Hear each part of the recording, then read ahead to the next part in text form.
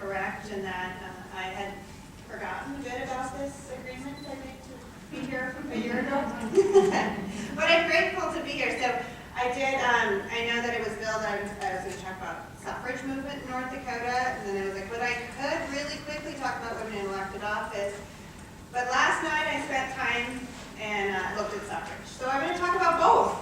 You're so lucky. There are people actually who have much more information and knowledge about women's suffrage in North Dakota, but I do have some good resources. Just as an update of the North Dakota Women's Network, as Walt said, I founded the organization in 2006 and have been serving in that capacity since that time. We're a statewide women's advocacy organization, and we have had a big week. It's an important month, it's Women's History Month. It was International Women's Day on Sunday, and we held a great, big, wonderful lobby day. One of our participants was there, is here with us tonight. We had a great training to go over the process and how that takes place. And then the lobby day was the next day. We had about 150 women there. And the goal is to kind of continue the work of the suffragists and get women's voices heard at a greater level. We'll get to that. So women's suffrage was, as you know, was long pursued. And really was, though I think it was Abigail Adams who had handed a note to her husband and said, don't forget the ladies, but he forgot them anyway. And we never really saw a lot of movement about suffrage. And in case you know, I'm sure you all know, suffrage does mean full voting rights. And it was really credited, the takeoff of the suffrage movement of happening in Seneca Falls in 1848. Elizabeth Cady Stanton and Susan B. Anthony. But it wasn't, we didn't obtain full suffrage until 1920. So the question really is, where was North Dakota in that process? We know that North Dakota did ratify the suffrage amendment in December of 1919, but the process was long. Suffrage took off and was more popular in the western part of this country. Let me say this is the national look of it. And it partially is because women were scarce and a bit highly regarded. they really had a value placed on them that wasn't there. The South was actually the last to grant suffrage, and they were behind the curve a little bit. And stated because it was social reasons, but we would call that racism, and sexism is probably the term we would use for those social reasons. And ultimately in North Dakota, suffrage was slow to build because of the sparse population. Our organizing's tough when you're far apart, and we had a bit of a frontier element, and so those things held it up. And really, during the early history of North Dakota, Dakota, there isn't a lot of history to look to. I pulled that and I actually found in my office, and this is how I was able to, is this paper. I don't know if it was a book, I don't know where it is. It's well documented or well resourced, and but it comes from Jean Tucker, and it's the history of the women's suffrage movement in North Dakota. So there we go. I had it right there at my fingertips. So this is the primary resource I was looking to pull up that suffrage. In Dakota Territory, the first bill for full suffrage was introduced in 1872, and it actually only failed by one vote. So close. Can you imagine? So close. The women did receive the votes to the right to vote in town school meetings in 1879. Start really small.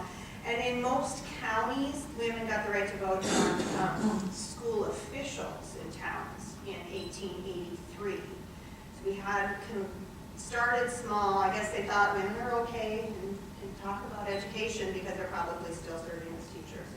And that's the role women were predominantly credited with, was the caretaker.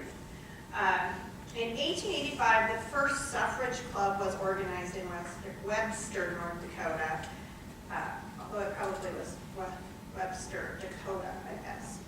And the first bill was introduced shortly thereafter, and it passed the House and the Senate, but was vetoed by the governor, and an override failed. So in 1889, when Dakota was split into North Dakota and South Dakota, suffrage was introduced in the Constitutional Convention for the state. It actually was the first consideration of them. So we were a bit of a forefront there. We had the opportunity to be the first suffrage state in the nation. And they considered it honestly and thoughtfully, first. They ended up including suffrage allowance if the voters approved. And I'm going to actually read from this paper that when the speeches were finished, the representatives got down to work.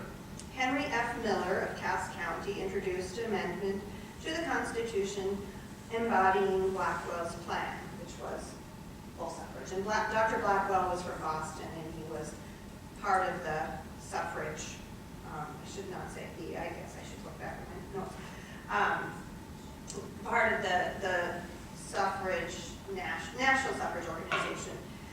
It was voted down, and then Sam Moore of Lemoore proposed an amendment to the section on the elective franchise in the Constitution, which would give future legislatures the right to pass bills to extend or resist suffrage.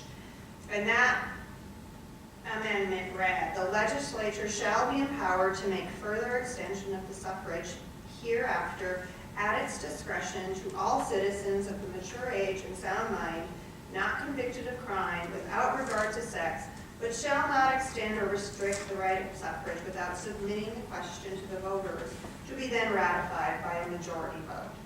So they had made this allowance that it could come happen. But mysteriously, somebody changed it to read, ratified by a majority vote of those voting in the election. So that actually caused suffrage to fail in 1913, because apparently at the time, and I don't think that's the case anymore, but at the time, it was well known that many voters opted out of voting on amendments.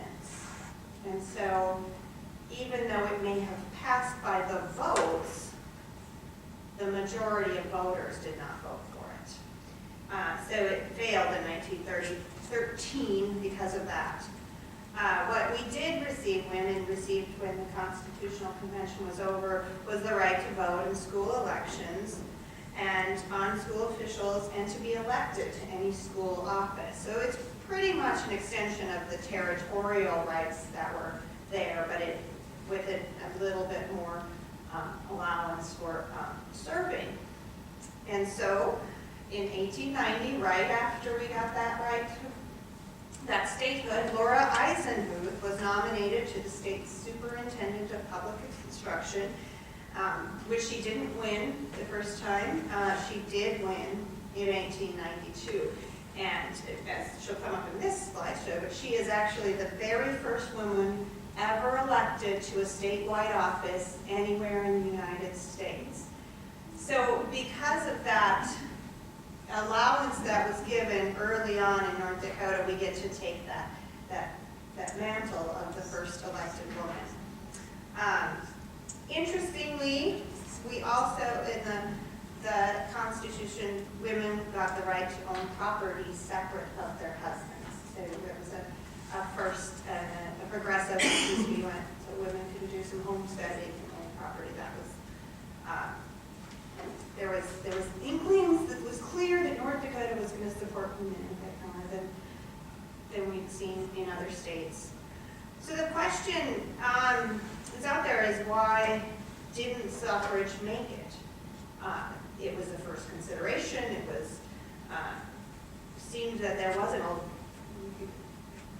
group. They had some of the votes to do it, but the main reasons that come up and are said is that there really wasn't a lot of public interest, and that the legislative body that formed was predominantly conservative and not terribly friendly.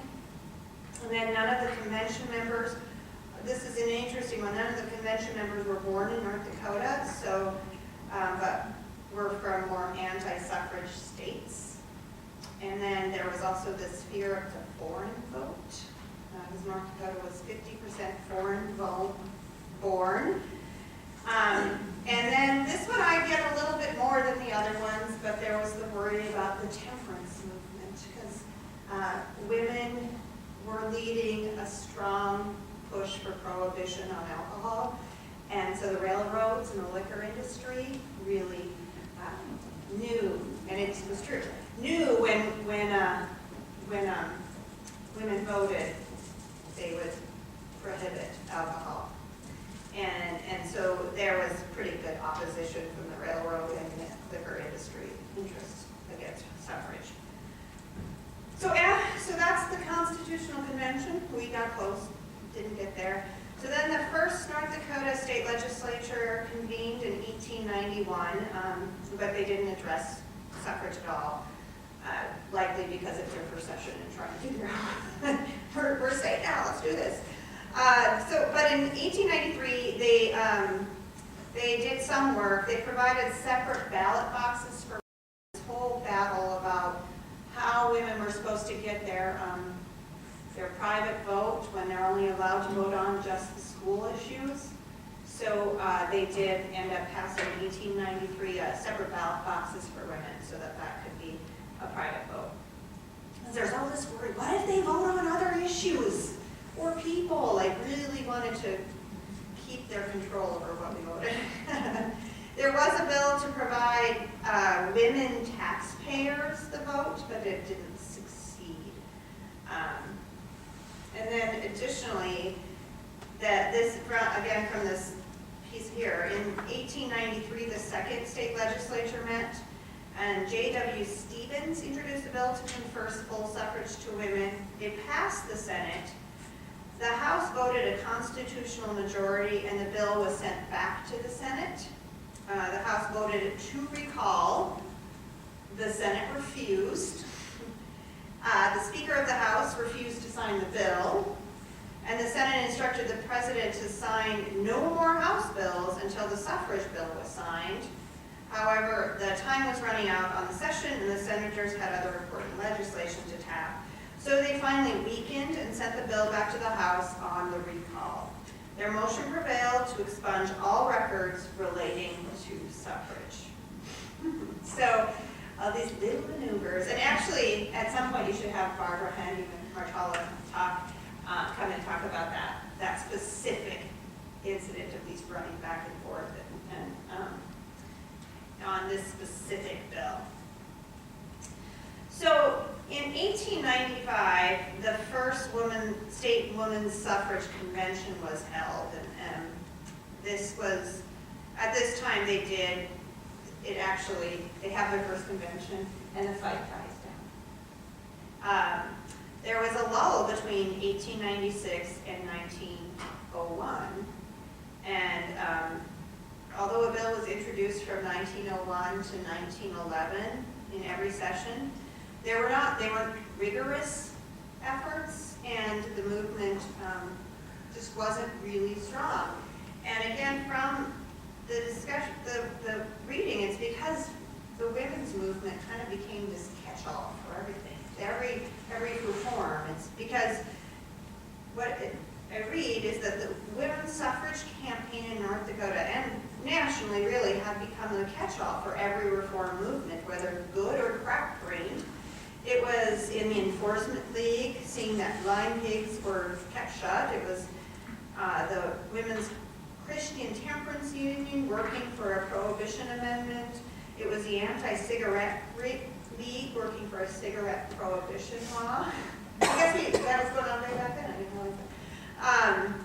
It was the North Dakota Education Association seeking better schools, and basically became a single organization supporting so many other organizations, and it made friends, but it also makes enemies, and it really just dissipates its own strength with that. And so during that time, it was just not honed in and focused in a way to get suffrage for it. In 1912, the movement revived. And so it was really strong in 1912 to 1916. In 1913, the one that fails, a bill for suffrage passed the legislature and went to the ballot. It was narrowly defeated because of that. If you didn't vote, it was considered a no vote. In 1915, the bill did not get the action it needed to move through the Senate either. And then, do you know what happened in 1916? The Nonpartisan League. It takes over North Dakota, and easily, like once they get into office, suffrage passed, done, we're good. And it was without question that it was on top of the list of the Nonpartisan League's efforts, and right away just swept it through. So then, when 1919 comes around, they had wanted, there's some technical process in terms of the suffrage bill having to be reaffirmed because it's a constitutional piece, and so they were going to do that.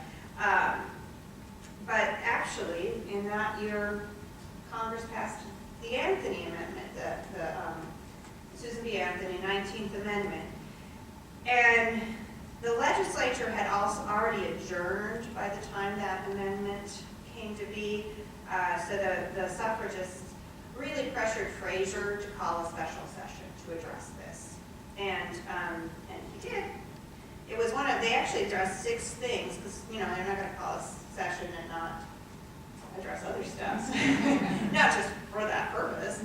So they did, they pressured him, and so in November of 1919, they considered suffrage, they ratified it, and North Dakota had full voting rights.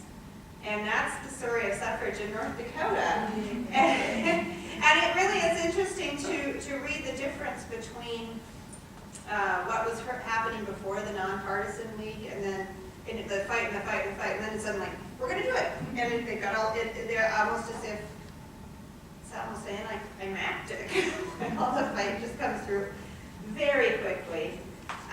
So that's the general overview of suffrage in North Dakota. There's a lot of really impressive people. Matilda Gage is one of those women who is from the Dakota Territory, who served as part of the national effort on suffrage. It's our leadership in some of the things that happen in North Dakota have actually put us on the map. And now I talk about the women who have run for office, who have served in various places. I don't know if you have seen, Susan Weefald actually has written a book recently that just came out. And she has chronicled every woman who served in statewide office up until, I guess, when it was 2015. And that's Carol. And speaking, Carol is one of those people in this book. So Susan interviewed, or had each person living who's serving in the statewide office write their own chapter. And for those that are no longer living, she wrote those, with the only exception being she also wrote Farrell Levine's chapter, she's still living, she didn't write her own. So I want to talk about the elected women in elected office in North Dakota. We have had, I changed that on, sorry. Most of my data comes from the Center for American Women in Politics. They do a lot of great work chronicling and pulling together the numbers on that. So when we talk about the state legislature, we currently have 19% women in legislatures, 27. It's actually a record for North Dakota. We ranked 38th in the nation. We were just 37th the other day, but apparently something happened in another state. But just prior to this past election cycle, we were 41st. So we've made pretty good progress. terms of that number. When I first started doing this and looking at the North Dakota Women, as part of the North Dakota Women's Network, we actually were at 15%. So the push to encourage women to run actually hasn't been changed. So the highest percentage we've ever had is now, with our 19%. Prior to that, 99, 2000 was the closest we got, which was 26 out of 47. And then in 2007, there was 25 out of 144, 41, which is 17.7%. So now we're 19.1% is actually where we're at now. Now I have a handout with this, where did I put them?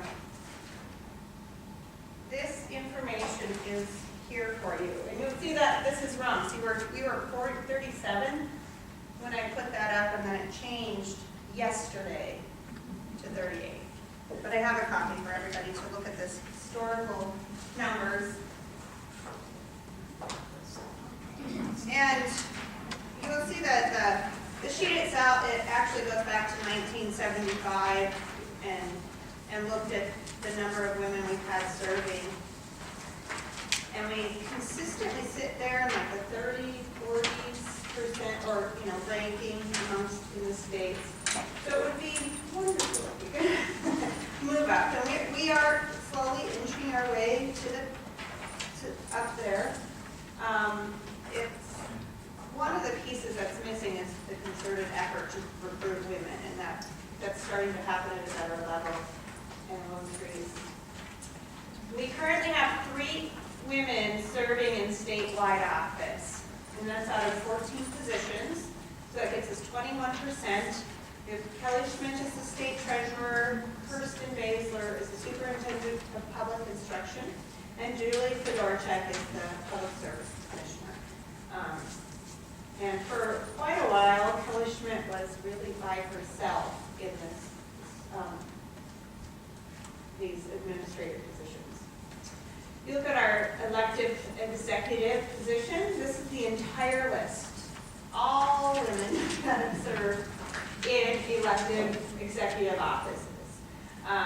It is great to note that Laura Eisenhuth is the very first woman who has ever served in a state elected office. So we are happy to do that, happy to see that. And you note that this, with Susan's book, 17 women in total, and that includes the 4 women that have served on the state Supreme Court. So even though you look at this number, note that Heidi Heitkamp has served in a couple offices, Berta Baker has served. So it's like the same person even, so it kind of reduces our number a little bit. And that also is on the front part of that sheet, so you can see those names and coaching. The most women we have ever seen serve in statewide office at one time was 5 women. That was a wonderful year, 1993. So we had Susan Weefald as Public Service Commissioner, Kathy Gilmore was State Treasurer, Heidi Heitkamp was the Attorney General, Rosemary Murdahl as Lieutenant Governor, and Susan Vogel as Commissioner of Agriculture.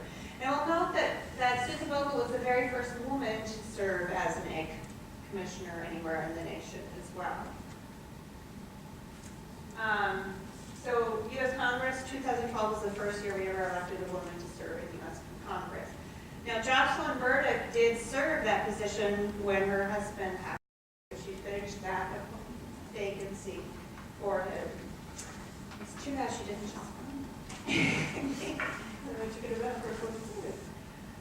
and then here we have the North Dakota State Supreme Court.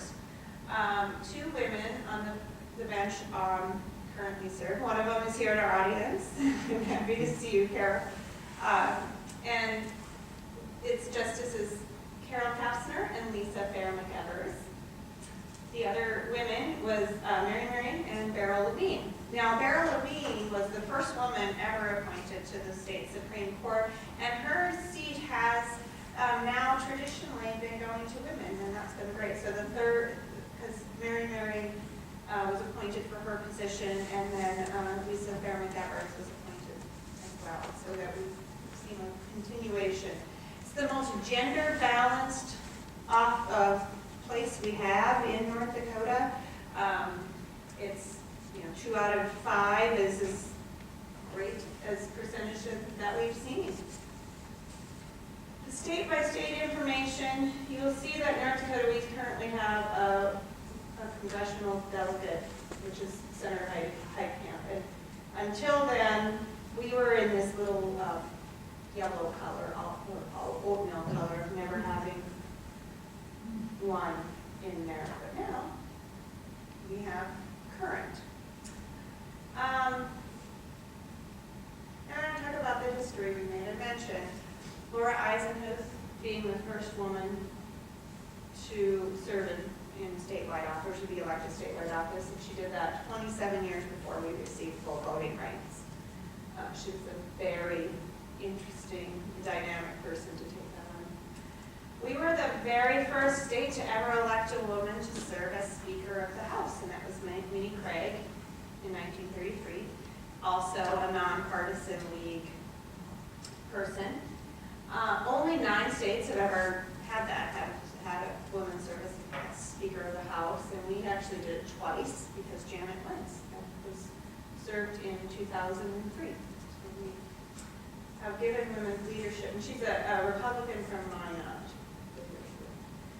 And here's a nice article from 1933. I think it's just interesting to note that she apparently posed for that picture to show kind of that homemaker thing where she was washing dishes. She looks very stern as well. And then I haven't updated this entire extensively. I do know Bismarck is up to date, but in 2010 we looked at the data, and in terms of county commissioners, 6% were women. It's a very, very low percentage. In Bismarck, I believe it still stands, only 4 women served in any commission. We have 1 woman on the city commission. We have no women on the county commission. And I think I might have to look that one up. And I know that the school board, we only have 1. And park board, we may only be at 1 at this point. It's Jennifer DeForest. Maybe you know. We do have one on the Board of County Commission. We do now. Did that get updated? Okay. So this is, again, didn't update it since the election on that one. But I think we dropped 1 on the park board, so it probably just evened itself out. I would look it up to be sure. So Fargo made it a concerted effort when they discovered they had absolutely no women serving on any of their boards, whether it be city or county. So now they do have that has been corrected, and they do have a woman on the city commission and on the county commission as well. And then Grand Forks, I'm sorry, they also had no women on their city council, but now they have 2. Again, one of these, a part of this is the concerted recruitment effort. And then I looked at their county commission because they were pretty even, but they had 7 county city commissioners, none were there. They actively pursued women to run for those offices, and now they have 2 women on the city commission. Minot has a very large city council. I don't know why they have 14 members, but they have 14 members, and they only had a couple on there, and they had 1 woman on their county commission. So one of the pieces, this is actually part of a research piece we did to figure out where our gaps are and how our appointments are happening, and how the pipeline to leadership is taking place, because we really feel that some of these boards and commissions, as well as like at the local races, school boards, are the pipeline for future long-term leadership. So we looked at the boards and commissions that are through the governor's office, and unfortunately, well, one, I will say there is actually a law that requires gender balance on boards and commissions, and that passed in the 80s. But of course, there's the out of to the extent possible, and to the extent that they are qualified, as if we wouldn't want qualified people. There are women with qualifications in every category. But when we looked at it in 2012, at least 23 entities had no women at all. And there was one that had no men, and that is the nutritionist, and I've actually, my friend is on that board, and I'm pushing her to change that. So we did a subjective breakdown of like what kind of commissions are female, for the most part, which are male identified. So we're looking at, hairdressers and nurses and nutritionists as a female dominated, and then male dominated, usually are engineer boards or oil and tax, or oils and natural resources. But that's a subjective thing, and we can really parse that out and probably debate that perpetually about how they are. And then there's this host of them that are neutral. Of course, the female-dominated or identified boards had 64% women, and the male-dominated boards had 20% women, or identified, I should say, and then those that are considered neutral have 38%. So even though it was in the cases of neutral, we still didn't see a parity on there. You can find this report on our website, ndwomen.org, and we really feel it's probably time to do an update and see where it is. What we did get from this report and what the action we took from it is we took it to the state legislature, reminded them of this law, and asked them to do a study to report on how they're doing, and the governor had to do that with his budget, but they didn't really track it very well, and we didn't get the answers we really wanted. But partially it's a reminder. So because one of the things we know, we have to just be conscious of this bias that we inevitably have so that things can be taken into consideration. The biggest question, and Jennifer Lawless and Richard Fox have done the most research on this, of why this imbalance still continues, because after 90 some years after suffrage has been attained, and the work to even out the inequities that exist, we still are seeing this massive gap where we only have 19% women, and we see that as a victory in the legislature. Why is it not changing? And a big piece of the puzzle is that there's an ambition gap. Women are just less likely than men to consider a candidacy, but they're also less likely to take any steps to require to launch an actual political campaign. So when you talk to a woman, they're so often unlikely to see themselves as the candidate. Women have a bit of a confidence gap too, where they would have these skills and these wonderful pieces that they devalue amongst themselves. And well, I don't know enough. And there's all sorts of anecdotal stories to talk about how when asked, I don't know that I'm ready, or I don't know enough about taxes to do this. But the reality is most candidates don't. They're just as qualified and as entitled to do that. So when doing this survey and the research, Lawless and Fox discovered that when you would ask a male and female cohorts these questions about, have you discussed running with a friend, it just starts breaking down. So you start out with this, have you ever considered running? And you see the gap. 42% of women have considered running, and 56% of men have considered running. So you start out with that gap, and then it breaks down further. So then, okay, you discussed it with the friends, and then more drop off, but more women drop off than men. Have you, gotten active in the party? And just these questions about discussion, and have you discussed finances, and da-da-da-da, and bit by bit, you see the gap for women dropping further and further, and they're just not taking the steps to do that. So when we explain the political ambition gap, there's a lot of attitudes about campaigning, and there's some reality to it. Campaigning is really an arduous task, and you really are opening yourself to the public pretty heavily, and of course it's become a little more hostile than ever. And then you also, know that there's a levels of encouragement to becoming, and recruitment to becoming a candidate that may not be in place for women at the same time. And then there is the traditional family dynamics, and that continues to be seen over and over. There's some really great stories that I've talked to women about. One of them I think is most poignant is when Senators Hogan and Heitkamp were running against each other for the governorship, and they were both of kind of equal stature in terms of age and children. They both had 2 kids that were about the same age. They both had, I think their ages were comparable, all of those things. But Senator Heitkamp kept getting questions about who's going to take care of their kids and who's going to do this.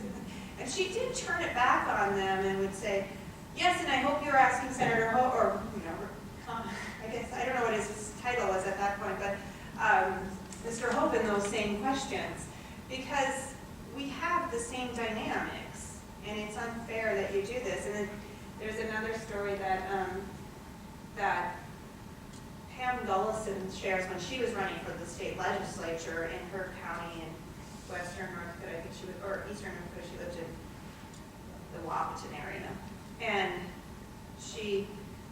they were having a panel, all 6 candidates, and so she was one woman that was on this panel, and her neighbor really got up to ask the question about what she was going to do with her, or who was going to take care of her children, and she gave her answer about, well, we're farmers, so he actually doesn't work that, his schedule is a little light during the winter, so it'll work out. He was very supportive, and we got this great family. But I'm not going to take a lot of time because I think the rest of the candidates are going to need to answer that question. And make it clear, we are not, the family dynamics include everyone in that family. But it does hold a barrier to decision making as well. There's a lot of self-perceptions about electability, and women undervalue what they bring to the table. But across the board, when women run, and the research shows they're just as likely to win as a male. That gender does not influence elective viability. And then there's perceptions about the political environment, which may be real. It's depending on the office that you were pursuing, it can be very fine. Running for a school board, I am sure that it's not going to get hostile. You're going to run for the U.S. Senate, you're going to run for the presidency. Yes, it gets hostile and it's hard.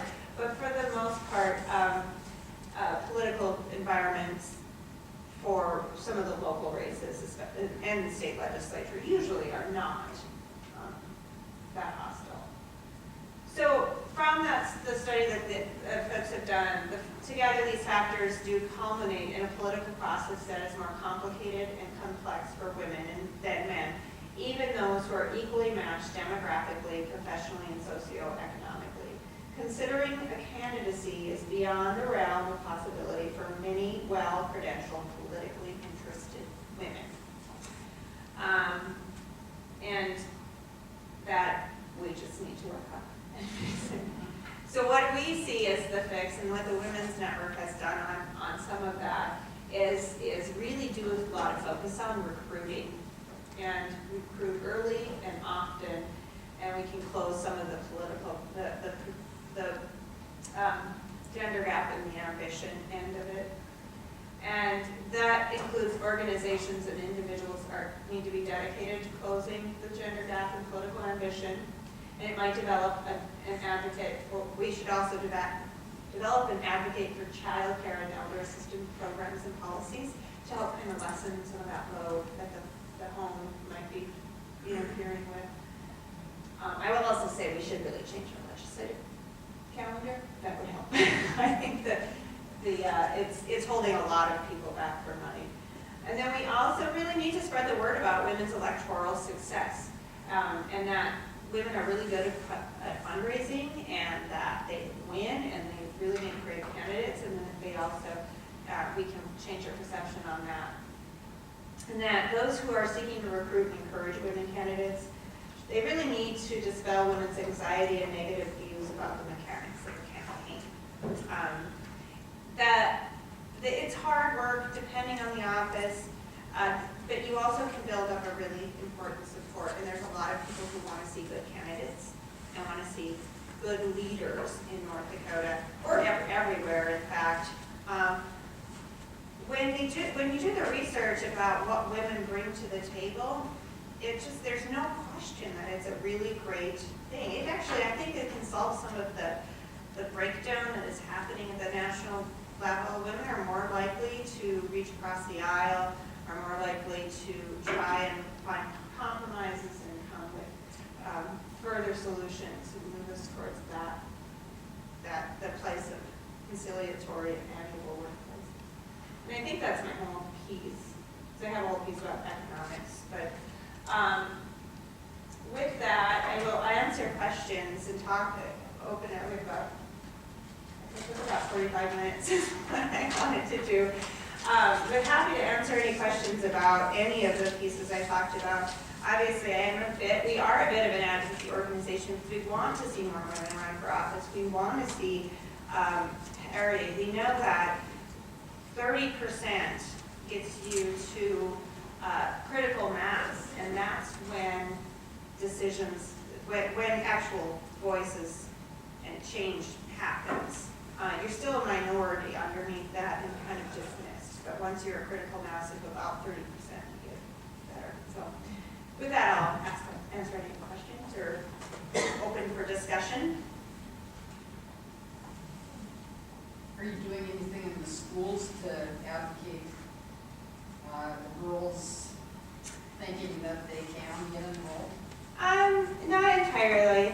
We have more, we have, in fact, at our lobby day, we had a lot of, we had some Girl Scouts there. The Girl Scouts is a really great venue that works hard to build women's leadership. If we could encourage more girls to join that would be, it's a powerful organization. We work more with college students. And we see that. We have a few high school students that are pretty active. And collecting your data, I was just wondering if women have to be more educated than men to run in North Dakota. I was in the 2-day workshop that you have Sunday and Monday, and it seemed that so many of the women had law degrees, and I'm not sure all the men do. But I'm just curious. Not entirely. I will say that we haven't had an uptick in people with law degrees in the legislative process. And prior to this past election, there were a total of 6 lawyers that served in the state legislature, 4 in the Senate, 2 in the House, and at least 3 or 4 more have come in after this past election. So I'm very grateful to see lawyers because we've been passing some unconstitutional laws, and so it's good to have some lawyers there to talk about constitutions. That hurts. No, I think one of the things is that we're all entitled to run. It's our right. We have this option. We've got it written in our Constitution, and you can't run for president until you're like, what, 34, I think? There's some age thing somewhere. Or is it 34, 35? 35? But ultimately, if you are a citizen and a resident somewhere, you have the right to run for office. And it's just getting people to do that. Now, I will say that I think our state legislative calendar is really tough for people because we are a citizen legislature, and the number of people who are kind of mid-career who can come to Bismarck for 4 months every other year is an arduous thing to get your employer to agree to. So that's why I think our legislature has a lot of young people who are early in their career and people who are really established or retired in their career. There's a lot of real estate agents, so that must be a more flexible job. Really high-level real estate agents serve in the legislature. And so in our case, I don't think family dynamics is the only thing holding us back. I think that there actually is a time problem. And Carol, I would love for you to say anything to balance that. She has such great things about women in elected office all the time. But no, I was wondering, because I came in late, if you talked about your Ready to Run project that you run a couple of times a year in both ends of the state. I have not talked about that. Because that's helpful to know that that's out there to help women who are interested in getting ready to run. Absolutely. I think I will plug my program.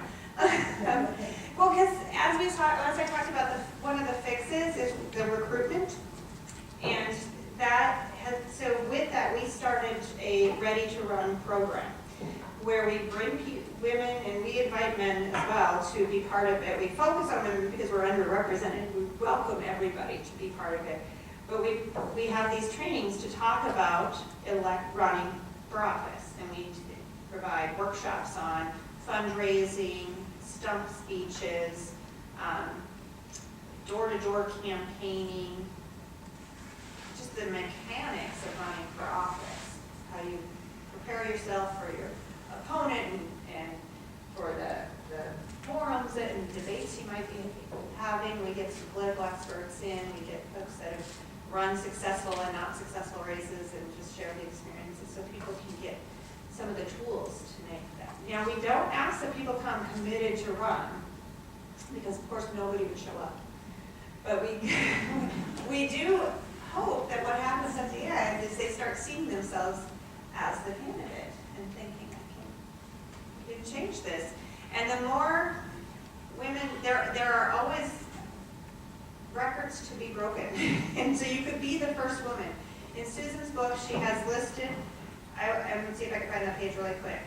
In her intro, the offices women have held in North Dakota. So if you're ever considering, let me tell you where you can be the first woman at. So we have had one woman as U.S. Senator, so that one's taken. So you'd be the second. But if you want to be the first woman in the U.S. House, you could do that because none have served. No woman has served the U.S. House. No woman has served governor. We've had 2 women as lieutenant governor. We've had 1 attorney general. We've had no women as secretary of state. So there you go.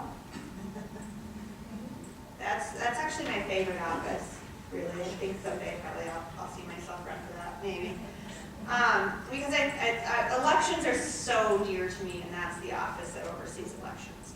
It's important. Treasurer, we've had 4 of those. We've had 1 auditor, 1 tax commissioner, 1 agricultural commissioner, 2 public service commissioners. It's 1 in here, but this is before Fedorchuk had her spot. No insurance commissioner, so there's 1. And I think that's going to be up next time around. And then we've had 5 superintendent of public instructions, and now 4 the Supreme Court justices. So there are still some firsts to be achieved, and do that. We also, the legislative seats, that there are a number of legislative districts that have never seen a woman serve in that district. And I think 47 might be one of them, which is a Bismarck district. And so there's opportunity to break some glass ceilings. And the more women we get in the state legislature, the higher the number can go, the greater our rate can be. And I don't think we've had a Bismarck mayor, as a female. Anybody can challenge me on that one?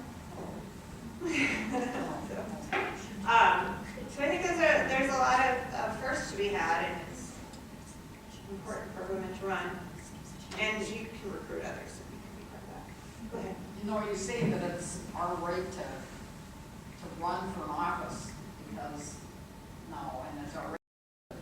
That's something that's so sad for me. Is it's also our right to vote. Everybody, men and women, and look at how bad our voting record is.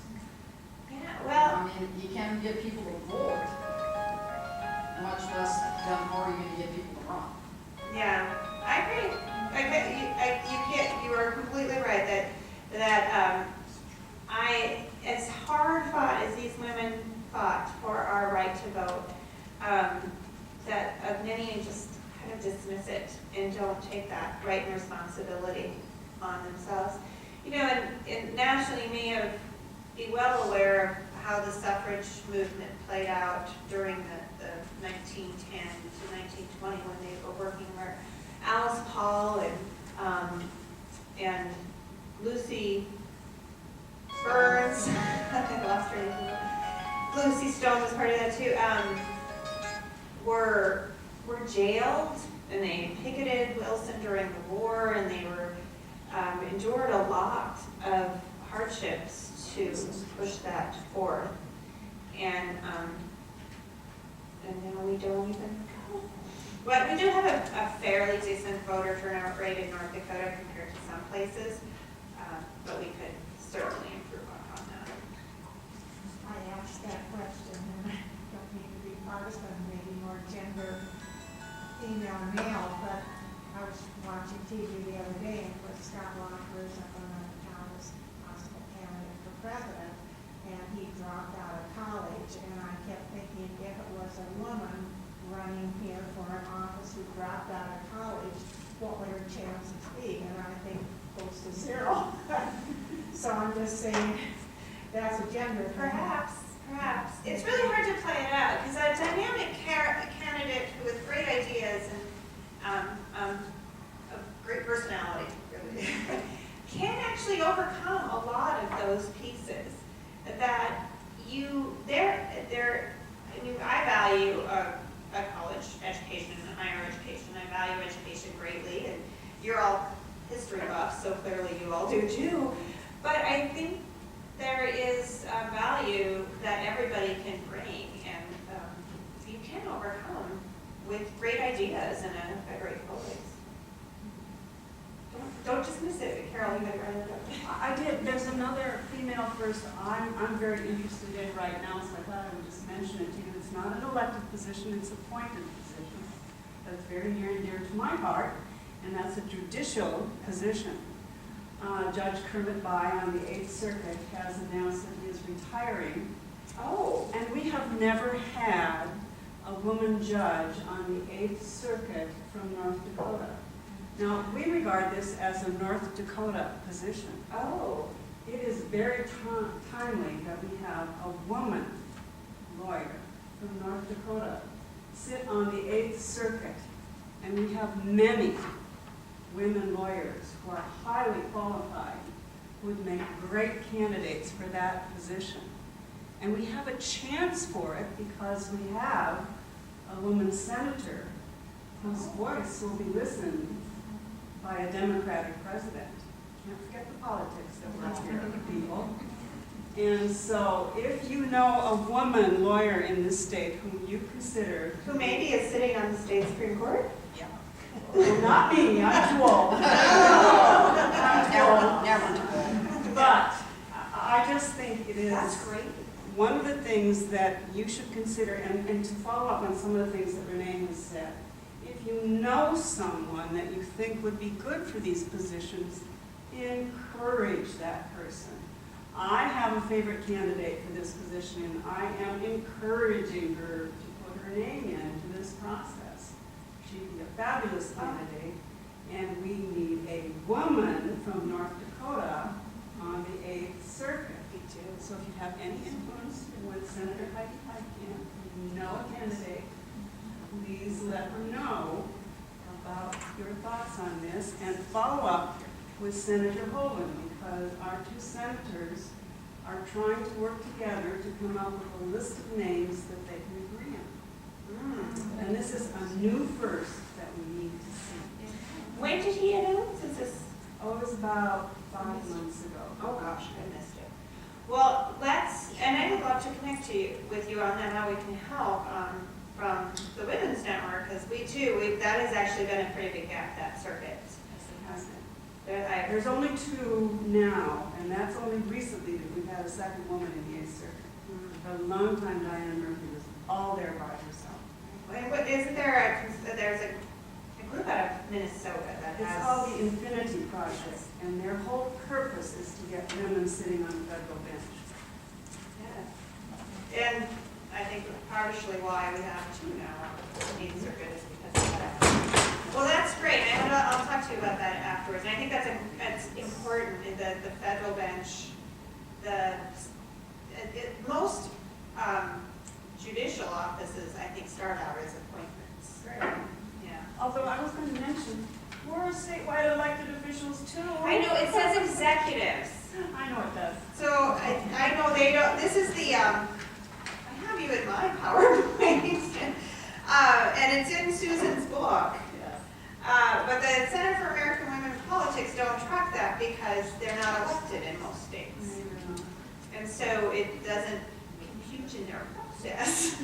But you are elected in North Dakota. We do have 10-year terms, and they do have to go through election. And I think Susan even mentions Bob Weefald's run for state Supreme Court in '92.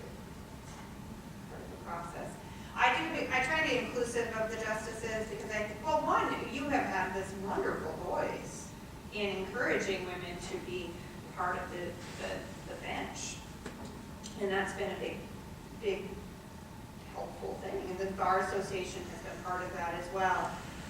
But usually you don't get mentioned by national groups because most states don't elect judges or Supreme Court justices.